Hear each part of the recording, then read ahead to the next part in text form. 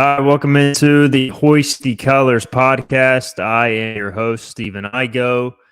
We are talking a little bit of everything on today's show. We got a huge women's basketball victory as Kim McNeil's squad has now won 20 games, the 10th 20-win season in program history. We're going to talk about the men's basketball team welcoming the number one ranked Houston Cougars to town on Saturday night at 8 o'clock. We've got baseball.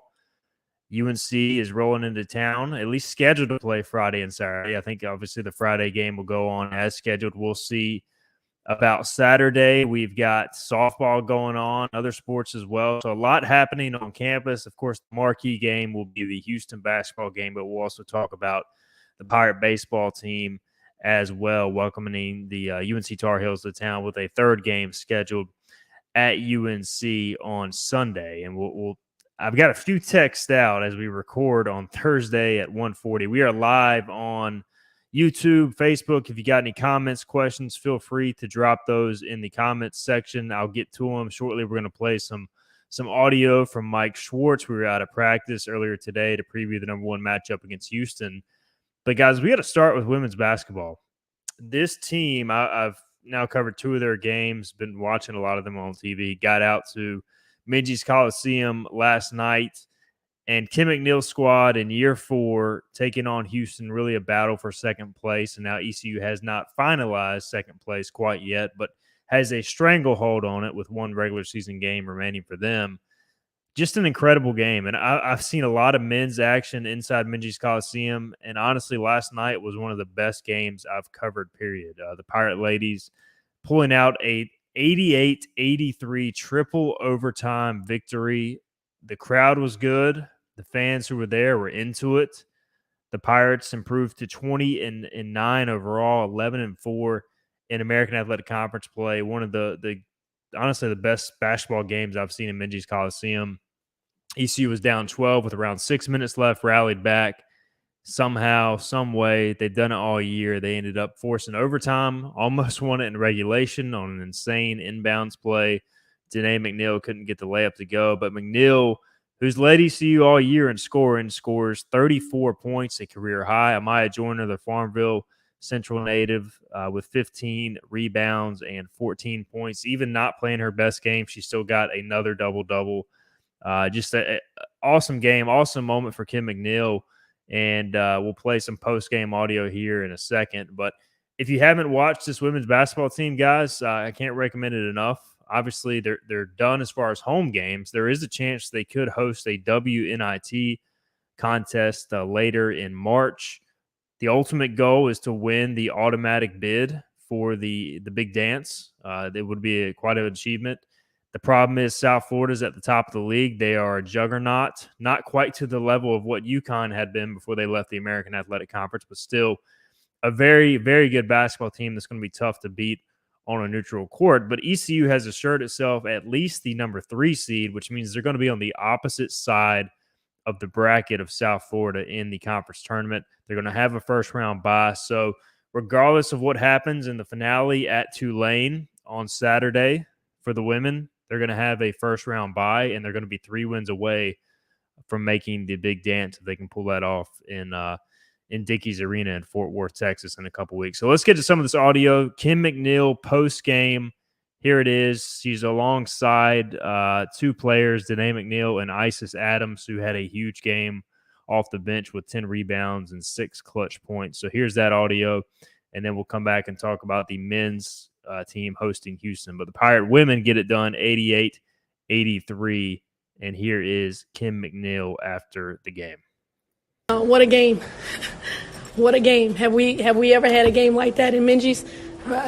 I'm pretty sure not for women's basketball, but that was a hard-fought game by 2 really good teams. 2 good teams that battled to the end.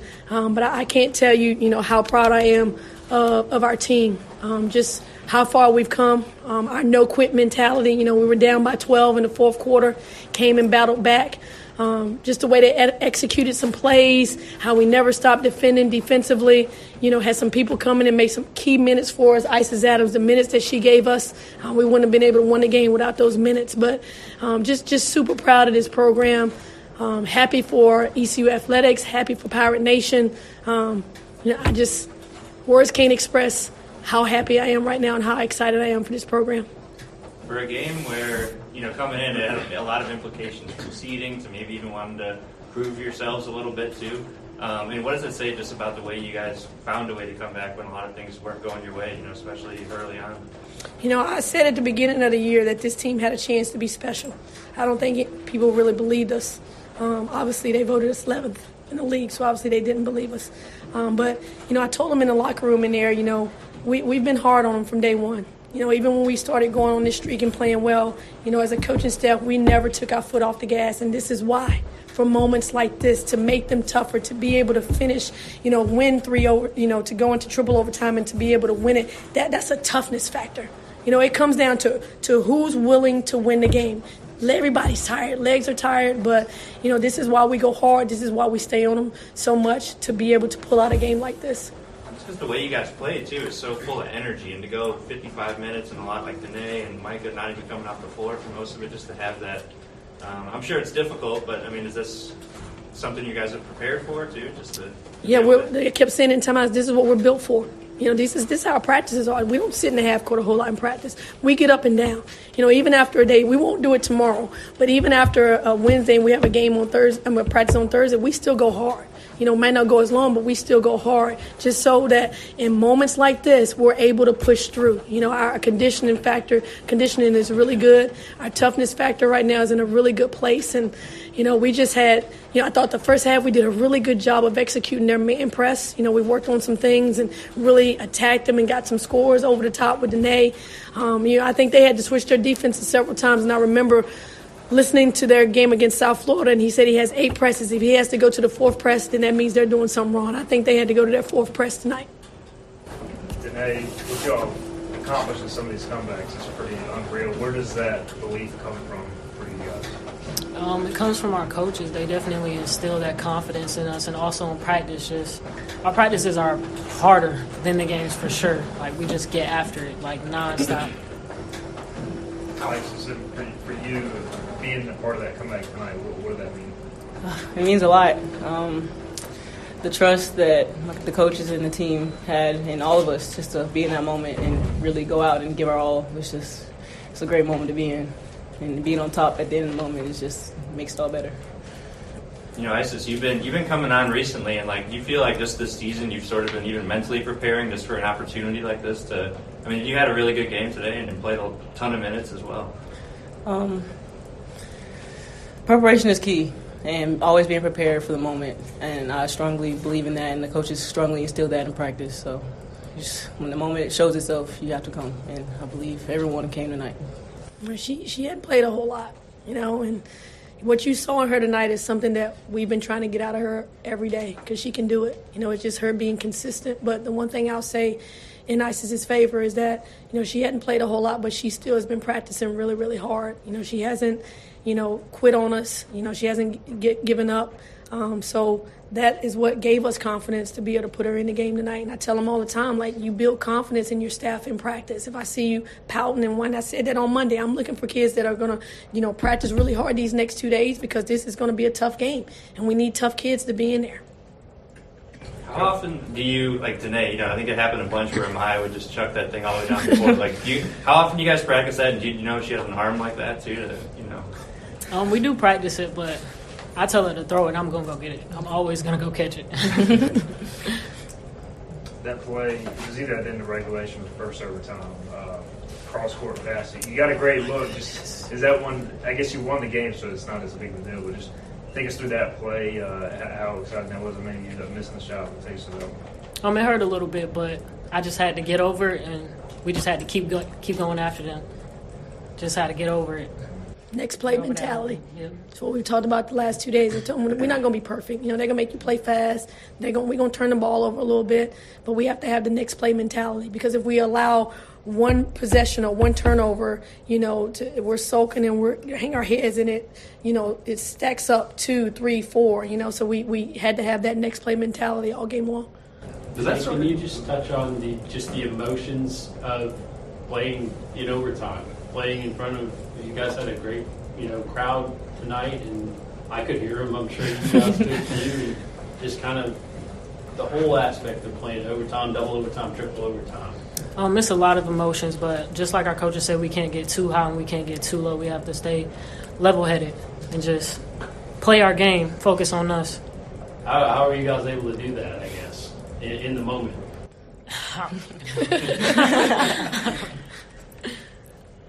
Houston has a lot of similarities, I feel like, with you guys, just the way they play defense and, there's just a lot of energy. Does that, just the way you guys play, do you think that helped at all, just kind of facing a similar team in that aspect? I think a little bit. Their philosophy is a little bit different. They're strictly man-to-man, where we're more of a matchup. They full court press a little bit more than we do this year, but we do see it every day in practice. And we have an unbelievable practice, a group of guys that practice with us every single day, and they go at us. They go at these guys, and they're athletic, and they're big, and they're strong. And, we can't guard them in practice, but we're like, if we can just guard them just a little bit, then we're able to, be able to go against our opponents. But they definitely get us prepared. Coach, 20 wins. I know y'all still have unfinished business, but when you hear 21 season, what does that mean to you?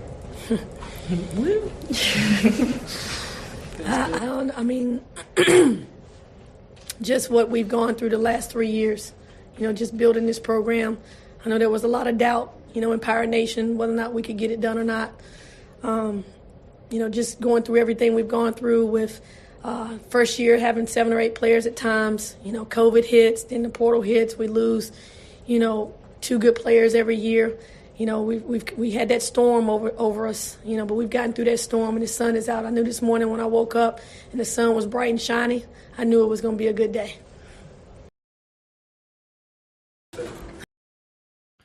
All right, there you have it. Kim McNeil for the victorious East Carolina Pirates. They again go to 20-8 on the season, 11-4 in conference play. You could kind of hear the emotion there in her voice. Special win last night. Of course, unfinished business. They still want to make, if possible, the NCAA tournament. They still want to get win number 21 this Saturday, 3 p.m. at Tulane, the season finale. They, again, need either that win to secure the number 2 seed, or they need one Memphis loss in Memphis's final 2 games to secure the number 2 spot heading to Fort Worth. Then they'll have some time off before playing on Tuesday, March 7th. Again, they'll have that first round bye. So a lot to look forward to with women's basketball. This whole starting lineup could be back next year, depending on what happens. They got more top recruits coming in. So definitely, if you haven't been paying attention to Kim McNeil's squad, start paying attention. As we got a few comments, Dan Rosenblum and Scott Lorbatcher, our good friend. Props to McNeil, and also extend Coach Kim. Yeah, Coach Kim McNeil signed a 5-year contract. She is wrapping up year 4. I don't think there's any doubt as of right now she deserves an extension. And going into next year, expect that to happen. Of course, we'll continue to monitor that situation. If you got any comments, questions, concerns, drop them in our comment section. We'll get to them throughout the show. Let's switch gears now, talk some men's hoops. The Pirates are going to host the number 1 team in the country for the first time ever. Saturday night, 8 o'clock, ESPN2 is the broadcast. 8 o'clock, the tip time. So Minji's after dark. We've seen some crazy things happen in Minji's. This would be something that would top them all. The Pirates have never hosted the number 1 team in America. There are some old Pirates who will say South Carolina back in the day was number 1, and they were, I believe, number 1 when they came to town via maybe one poll, but it was not the Associated Press poll, which is the official poll college basketball recognizes. This is the first time ever a number 1 team in the AP poll, being Houston, will roll into Minji's Coliseum. I think right now they're expecting a big crowd of at least 6,000. Hopefully that number continues to trend upwards. Again, this ECU team needs all the support it can get. Mike Schwartz in his first year, I think in many ways has surpassed expectations. If you had ECU going 500, they're kind of right around that mark. They're going to be underdogs realistically in these last 4 regular season games. So, they're going to have to steal a few more wins to finish 500. But overall, especially losing Javon Small, I think this team has found a way to surpass expectations. Tuesday night game at Tulsa was not pretty, but they found a way to win. And we all know that any road win in American play, no matter what the opponent's name is, no matter how bad they are, cherish that for sure. Dan asked, what are the ticket sales looking like right now? Percentage capacity. Yeah. So, like you said, impeccable time in there. I've heard 6,000 or so, and that was as of yesterday. So I'm not sure. Maybe as we get closer to tip off, we'll get more of a surge, so to speak, as we get a little bit closer. I think, that it kind of lined up perfectly with the 2 o'clock start for ECU baseball and the 8 o'clock start for basketball. Ideally, if the weather would have been nice, you go to the baseball game, enjoy a Pirate W, go get some dinner, and then roll back over to Minji's Coliseum. I don't know what the status is. Again, this is Thursday at 1:57 p.m. if you're listening to our audio version of the Hoisted Colors podcast. But, we're still waiting on the official word of what they're going to do. I've heard they might move first pitch up to avoid the rain. I've heard they might just bang it all together and try and find a midweek date later in the year. I get the vibe neither team really wants to do a Friday doubleheader. ECU would potentially lose some revenue there, as far as the crowd, because if you have a doubleheader, you kind of have to basically count one game as two or two games as one. So I think they want to try and play separate days and get that gate revenue if possible. So all these things, along with the weather forecast, along with player health, and UNC's already played 2 games this week on Tuesday and Wednesday. So there's a lot of factors that might keep you from playing a Friday doubleheader, even though that may seem the most obvious thing on paper with the way the weather looks heading into Friday. You would hate to lose a primetime Saturday opportunity, but I just don't know where that game's going to be. Anyways, back to the task at hand. We'll continue to monitor that situation. Maybe we'll have an announcement by the end of the day. Maybe not. I've got a few texts out waiting on some responses there, but I think the crowd will be good. I've talked to several people who are fringe ECU basketball fans or who are fans of other teams that are going just because the number one team in the country, the Houston Cougars, are rolling into town. Obviously, East Carolina's coming off victory.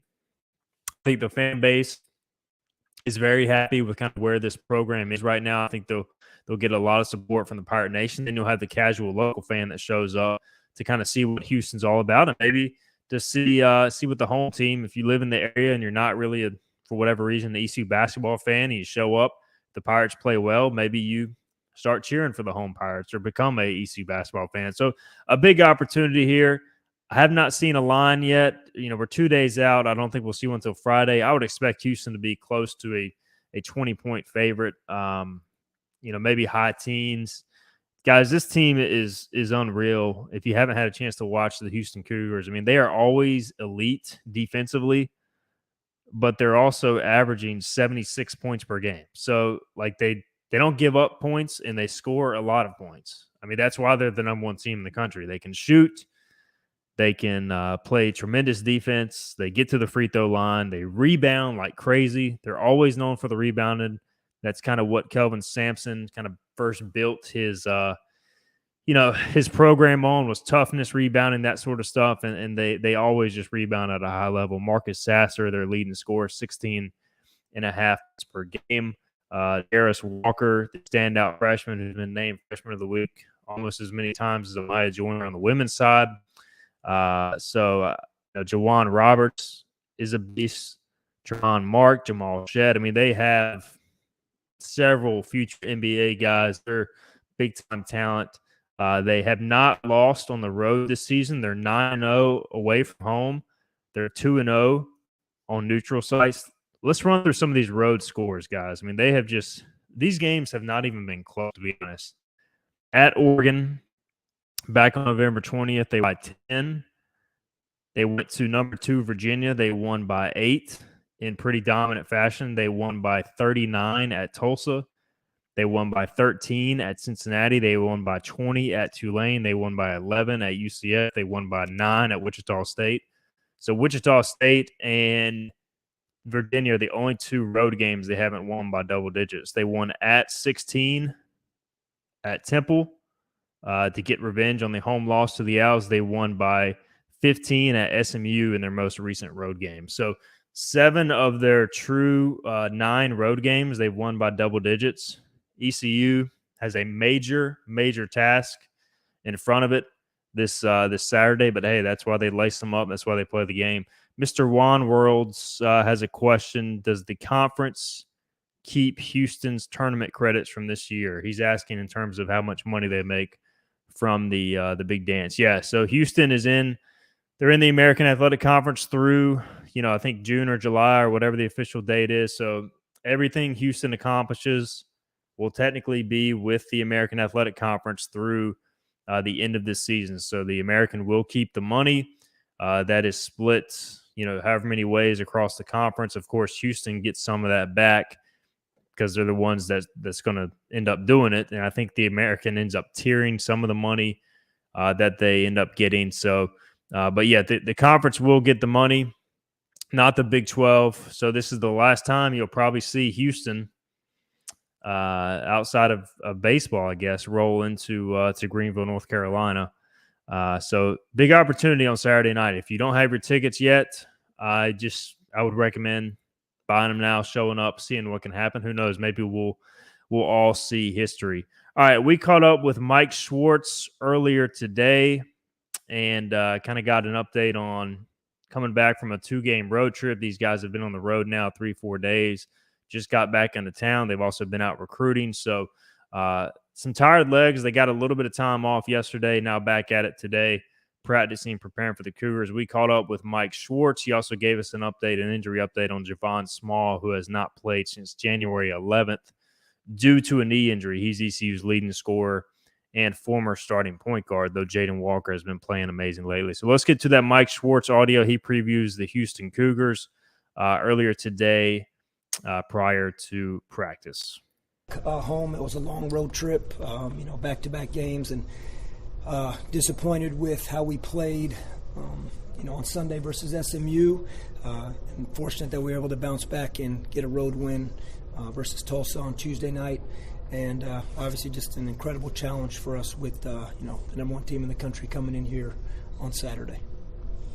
Just what stands out about Houston? I mean, I'm sure just about everything does when you watch them. What catches your attention the most? As you said, everything. I just have so much respect for Coach Sampson, their staff, their players, the way they play. We could sit here and talk the whole time about what they do well.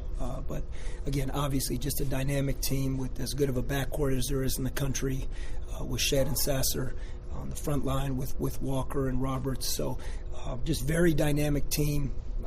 As good of a defensive team as there is in the country, and as much credit as they get defense and rebounding. This is a team that is scoring, over 75 points a game in conference play. So a very strong offensive team that really can beat you every which way and are talented all across the board. This is what you do it for, right? A chance to play the best team in the country? Well, I think you do it for a lot of reasons. This is, you can't predict when or if these kind of scenarios are going to happen. I mean, this conference is so strong, and so every night, you got to try and look at it like every game you have to feel like to have a chance to win in the American Conference. Every single time you step on the court, in Minges or on the road, your mindset better be you're playing against the best team in the country, and it doesn't matter who it is. And it just so happens right now this literally is the best team in the country. How excited are you for this opportunity to play at home in front of your home crowd against a team that obviously people know is as legit as it gets? Yeah, I think the exciting part about that is the atmosphere that we hopefully will have in here on Saturday night. I think this fan base is the best in the country. I think it's been awesome. It has helped us win games in this building, and I think it's exciting for Greenville, ECU, everybody, Pirate Nation, to know that Saturday night's going to be a great atmosphere in there. Because it's just been fantastic all year long. And this is I believe this is the first time ever the number 1 team in the country in terms of ranking has come into this building. So I expect it to be an awesome atmosphere. How much can you guys feed off that, especially defensively? It just seems like late in games when the crowd's gotten into it, that's kind of changed things. And hopefully from the start, that can maybe be a case for you guys Saturday. Yeah, you talk about that. I think that's what home court advantage is across the country. And it doesn't matter if you're at Houston or you're here or anywhere else in this league, conference, non-conference. Home court advantage is what makes college athletics special, the atmosphere, I should say. That being said, that's not going to be the reason why we have a chance to compete. That's what we want to go. We want to fight. We want to compete. We want to give ourselves a chance, in the ball game, of course, as we do every game. And that is a definite added bonus in the energy that it can bring. But for it to be a factor, we have to do our part. And that's plain as it gets. For the home court or the fans to be a factor in the game energy-wise, we have to give ourselves a chance and give them a reason, to be in the game like that, especially late game. Tulsa game, the first half you had a ton of open shots, just didn't go down. How good was it to maybe still find a way to win when y'all didn't play maybe y'all's best? Yeah, we said that, it wasn't a pretty win, but, I don't know, a road win is a road win, and it's not about how it looks sometimes, and we knew that. We really chart our shot quality a lot of times, and we were not pleased with the shots that we were taking versus SMU on Sunday. We thought we had some uncharacteristic plays. 19 turnovers, you don't give yourself a chance on the road to win with 19 turnovers. Versus Tulsa on Tuesday night, we really liked the shots that we were getting. A lot of them were uncontested or they were shots that we were good with, but they weren't going in. And we've sat here and spoken many times that you just sometimes can't bank on making shots in terms of, is that what's going to allow you to play the right way? We were on a 4-day road trip. We had a long bus ride. We had got there. We had been in Tulsa for 2 days on the back-to-back road games. So they didn't go in the first half, but our guys stayed with it. Defense was going to be what gave us a chance. I thought defensively both halves we played strong. And late game, guys made some shots. Jaden Walker was fantastic all game long. Brandon makes the big shot late. But the guy that changed the game flat out was David Kasanganai with his defense. His energy, his defense, what he did on that side of the ball gave us even the chance to do what we did at the end of the game. Houston does force a lot of turnovers, and you mentioned a lot against SMU, but what is your faith like in your backcourt after playing a game like Tulsa where they, showed a lot more maturity heading into this game against Houston? Yeah, we've been so on both ends of the spectrum. We've had games in conference where we turned it over 10 times, and we've had good in terms of controlling the ball, and it wasn't that we were holding the ball or playing slow. We've just made better decisions, and then we've had games where we have 19 turnovers versus SMU, and I think that's sometimes – one of the signs of a younger or less experienced team, but we're getting there. And I can tell you one thing, we can't turn it over 19 times and have a chance to even be in the game on Saturday night. So in terms of confidence, I know we're going to work the next 2 days, as we do all the time, preparing and understanding how important it is. Ball security, taking care of the ball, every pass, every catch. This is the best team in the country at taking the ball from you, steals, rebounds, loose balls. They're as good as anyone. So it's going to be an emphasis. But in the end of the day, we have to go out Saturday night and do it and take care of the basketball and do it versus an elite defensive and rebounding team. With 4 games left, any chance we see Javon make a return, or is it still kind of week to week? I think it's week to week. We actually talked about that. It's week to week, day to day. He's now 4 weeks into his rehab. He's on the court working. As far as what that means leading down the stretch in these last, obviously we have a really 4 games in a short time span coming up right now, and we're going to be on the road for 2 of them, and then you head to the conference tournament. So it's still an unknown, but he is doing well, man. He is bringing so much great leadership to this team on the bench and in the locker room, and we're just keeping our focus with that right now.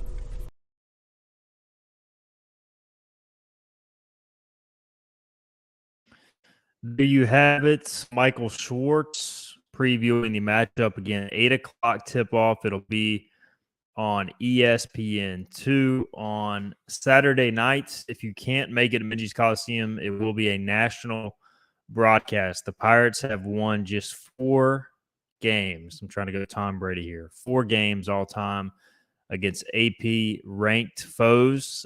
One of those came over the Houston Cougars in their last trip to Minges Coliseum during the 2020-2021 season, as it happened during the COVID year, so nobody was there to see it, really. Even I wasn't there because I was on vacation with the wife. Joe Dooley's squad got, I believe, a 9 or 10-point victory over Kelvin Sampson's team. That was the last time Houston visited ECU, so I'm sure Kelvin Sampson, even though it's basically 2 completely different teams, is going to be reminding his guys of that game. The last time ECU played Houston on the road, it was an absolute bloodbath. I think they remembered that game, and they made sure to remind the Pirates that the Cougars are still on top. But, hey, it's college sports. Anything can happen. Hit some shots. And really, that to me, that's what this comes down to. Houston, they're an elite defensive team, and ECU is not going to get anything easy in this basketball game. They're going to have to hit a lot of contested shots during this contest and really just have the night of their lives and hope that Houston makes some uncharacteristic mistakes to hang around, get the crowd in it, and maybe something crazy can happen. There's no chance ECU goes on the road and beats Houston, but I think in Minges Coliseum, there's a very small chance, and Pirate Nation can be a part of that on Saturday night. Of course, the players got to execute and make the plays to make it a even potential reality. All right, let's talk baseball before we get out of here. Again, we sit here at 2:12 on Thursday afternoon. We still don't have an official announcement. I haven't gotten a text back on the status of Saturday's game. It looks like it's going to rain most of that day. It's scheduled for 2 o'clock first pitch. So as of right now, the Pirates are scheduled to host North Carolina in a 3-game series. Friday's first pitch set for 5 p.m. from Clark LeClaire Stadium.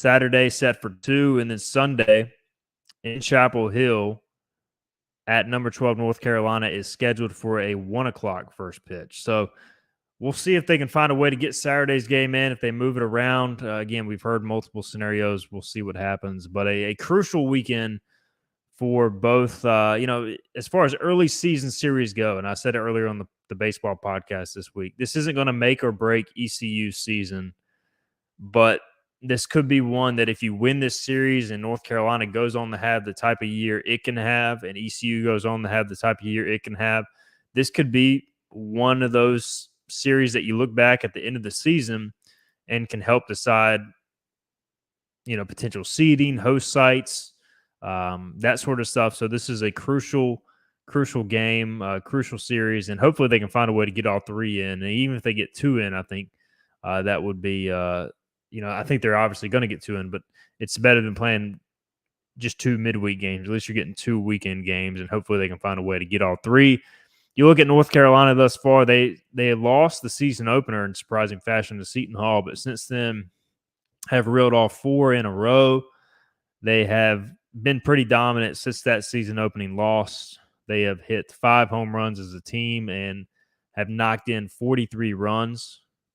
Patrick Alvarez, one of their top hitters, but the name to know, Vance Honeycutt, probably going to be a first-round pick in the Major League Baseball draft next year. Great center fielder, can hit for power, can run, can steal bases, has a good eye at the plate. He hits at the top of the UNC order. You don't want him to beat you. And Alberto Osuna, I believe, is one of their other big sluggers who just returned to action this week. So it looks like he'll be back in the middle of the UNC lineup for this weekend series. So they can hit the ball at the ballpark if you make a mistake. They aren't the best hitting UNC team we've ever seen. And then on the mound, the biggest thing to know is Max Carlson is their ace. Big righty, throws hard. Didn't have the best season opener, but I expect him to be on his game on Friday. Will Sandy, the lefty, will likely start one of the weekend games. And then I believe Connor Bovair started last Sunday's game, and I would expect him to start as well. We don't have rotations yet. Most likely will be Carter Spivey on Friday for ECU as long as he feels good, coming off last week's weird outing where he warmed up Friday and then through Saturday. And then Trey Savage on Saturday, if there is a Saturday game, and then Josh Gross on Sunday. So Scott points out it'll be the homecoming for UNC freshman Matthew Mateus. Yep, the former DH Conley. Viking is a UNC Tar Heel. Thus far this season, he's pitched in 2 games, 1 1/3 innings, 3 strikeouts, 2 walks. Maybe he'll square off with former Conley teammate Dixon Williams. So I believe it's 2 for 2 his first 2 collegiate bats. So it should be a great weekend. Friday should be awesome. The weather looks great. I expect the crowd to be great. Again, we'll keep you posted on any schedule changes. I know we've got a ton of questions, but until we hear something final, there's really not too much we can offer. So big weekend ahead for ECU Athletics. Again, softball also in action. Shane Winkler's team is off to a very strong start, an 8-2 start. They've won 6 in a row this weekend. starting today against Bucknell and then Radford, St. Francis. So some more winnable games ahead for the softball team.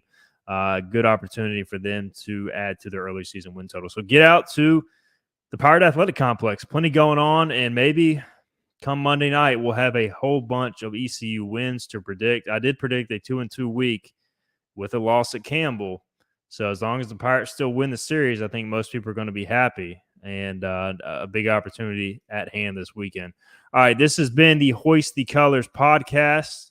Thank you guys for tuning in. We will talk to you after the series. As always, follow us on our social media pages. Follow us on hoistthecolors.net, where we've got live commentary, live updates all weekend long throughout the series, throughout the basketball game, post-game analysis. If you're not a VIP subscriber yet, jump on board. Spring football is right around the corner. We got plenty of VIP coverage with practice starting then, and we'll continue, of course, to cover baseball, basketball, and recruiting. So ton going on hoistthecolors.net. Thank you guys for listening to the podcast. We will talk to you next time.